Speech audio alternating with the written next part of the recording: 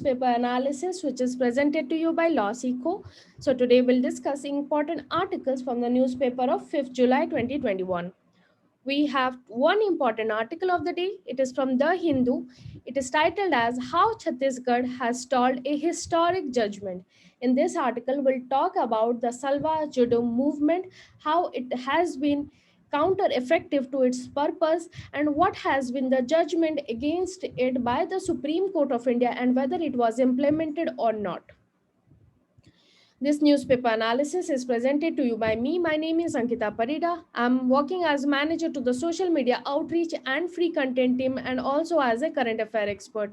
You can reach out to me at my LinkedIn or Twitter handle, which is mentioned here. Moving to the MCQ section of the day, your question is, according to the data released by Unified District Information System for Education, UDISE, what percentage of schools in India have access to internet? Your options are option A 10%, option B 20%, option C 22%, and option D 33%. You can write your answers in comment section.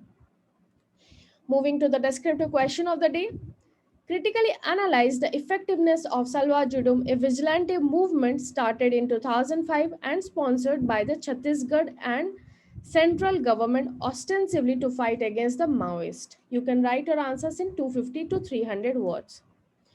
So for free study materials and TNA PDF slides and more free materials from Lawseco, you can just scan the code here of the Telegram group. Our last Telegram group has been dismantled. You can join this new Telegram group. You can get the link in the description box of this video, and also you can scan from here. Also, you can follow us on our Insta channels, that is Lawseco Judiciary, Lawseco Clat Prep, and UGCNet Lawseco. So moving to our article, it talks about the Salva Judum judgment. So what is the term Salva Judum means? Salva Judum is a word from the Gondi language. It is prevalent in the area of Chhattisgarh and it talks about peace march. Basically, in 2005 and just before that, a movement had started in the area which was affected by the Naxalite and the Maoist in Chhattisgarh, Odisha, West Bengal, Bihar, etc. And in this region, this Salva Judum movement had started, in which the separatists and the insurgents who were very much active in the Maoist and Naxalite movement had been surrendering themselves, and also they were fighting against the Maoists or the Naxalites in the region. And one of the member, that was Mahendra Karma, was the leader amongst them, who had started this movement known as the Salva Judum or Peace March. He brought together many people who did not want the Naxalites and Maoists in that area. So what happened is that the government, like the central government and state government, come together to bring up a military group in that area and mobilize and deployed as part of anti-insurgency operation in Chhattisgarh, and it aimed at countering the Naxalite violence in the region.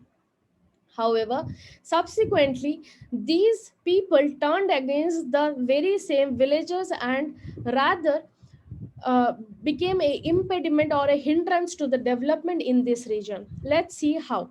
So they were given armed and the automatic weapons and all this kind of stuff in their hands by the government.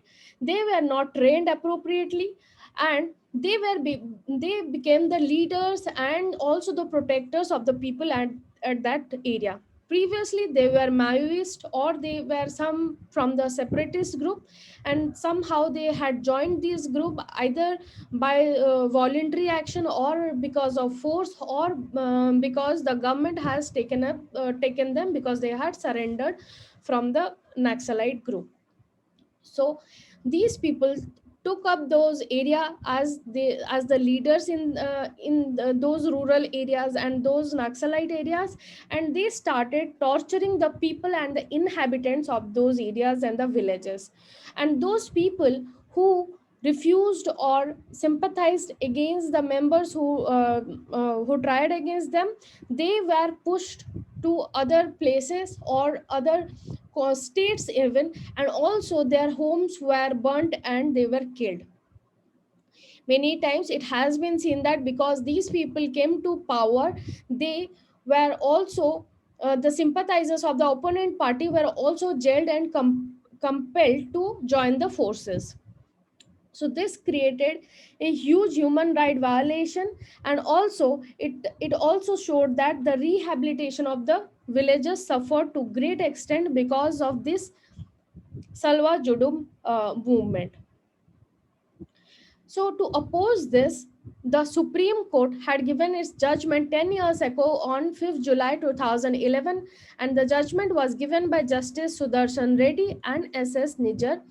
This historic judgment talked about banning the Salwa Judum movement, which was a vigilante movement started in 2005, and it was sponsored by central government and the state government as discussed. So it ruled that the use of surrendered Maoists and the trained villages in the frontline counter-insurgency operation as special police officers was unconstitutional.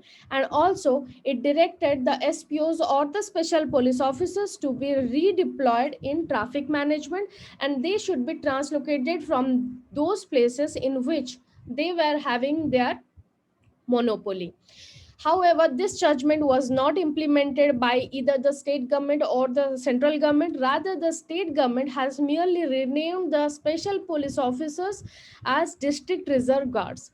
And these district reserve guard mostly captured and surrendered Maoists and who would join their force without any training or just with 3 months training. Please note that a man or a woman who is into police or these kind of institutions are generally trained for years to join that. However, with a very minimum training of 0 to 3 months, it is very less to change the mindset and also train them with the arms and ammunitions. So they were also paid less and were and they therefore exploited their own villages, and because of lack of training they did not have the mindset to serve the society in general. So what happened is that to its peak, the force in that region, that was the district reserve guard forces and the SPOs, forced many people to government controlled camps, and also many villagers, because they were very much harassed by these kind of people, they flew to the neighboring states and even to the jungles. As this judgment was not followed, therefore a contempt proceedings was also started in 2012, and its final hearing commenced in December 2018. 18, however, as the bench retired, there was no hearing since then. And the effect on this region was that though there the people have come back to those region who had fled from the Naxalite and Maoist movement from there and have started cultivation. However, in the places where there should be schools and health centers and developmental activities, they there are only district reserve guards forces and their training centers, and no developmental activities going on there. So the government need to take into account the judgment for at least now and look into making real development in those regions. So this was all for today. Thank you.